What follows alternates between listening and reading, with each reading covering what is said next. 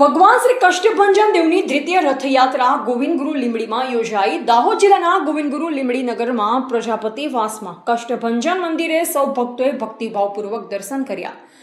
આજે અષાઢી બીજ નિમિત્તે પાવન અવસરમાં ભગવાન કષ્ટભંજન દેવના મંદિર ખાતેથી લઈ લીંબડી નગરમાં ડીજેના તાલે શોભાયાત્રા નીકળવામાં આવી। આ શોભાયાત્રામાં સૌ પ્રજાપતિ સમાજની મહિલાઓ પુરુષો સૌ ભક્તો ગરબાના તાલે ઝૂમી ઉઠ્યા। કષ્ટભંજન દેવની રથયાત્રામાં નગરયાત્રા નીકળે છે। રથયાત્રાના શુભ અવસરે મંગળા આરતીને પૂજા અર્ચના કરી ધન્યતા અનુભવી। ગોવિંદગુરુ લીંબડી શહેરમાં આસ્થાના પ્રતીક સમાન આજની રથયાત્રાના પાવન અવસરે લીંબડી મંદિરના સંતો મહંતો તથા ભાવિ ભક્તો બહોળી સંખ્યામાં ઉપસ્થિત રહ્યા હતા। રિપોર્ટર હિતેશ પ્રજાપતિ, દાહોદ। શું નામ છે તમારું? કમલેશભાઈ પ્રજાપતિ। અચ્છા કમલેશભાઈ, અહીંયા જે પ્રોગ્રામ કરવામાં શેના બારામાં છે જરા જણાવશો? આજ રોજ અષાઢી બીજ નિમિત્તે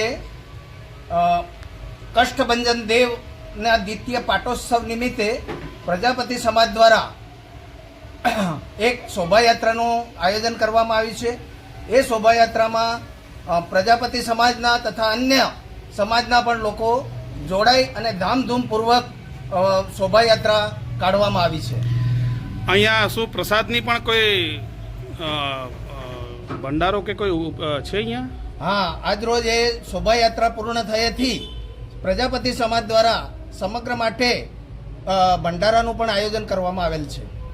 આ પાટોત્સવની અંદર આ કયો પાટોત્સવ છે અત્યારે?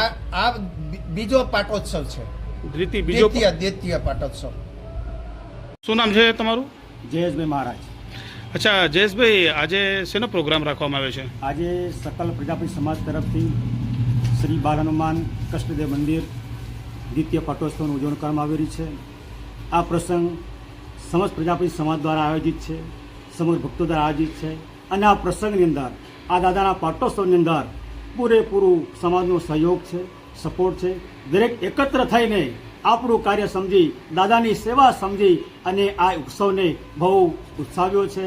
આ પ્રસંગની અંદર આ દ્વિતીય પાટોત્સવની અંદર સમાજ દ્વારા અહીંયા ભંડારા પણ આયોજન કરેલું છે, શોભાયાત્રા આયોજન કરેલું છું, પૂજન હોમાદિ કર્મ પણ કરેલા છે અને ભવ્યથી ભવ્ય રીતે સમાજ દ્વારા આ ઉજવણી કરવામાં આવી રહી છે।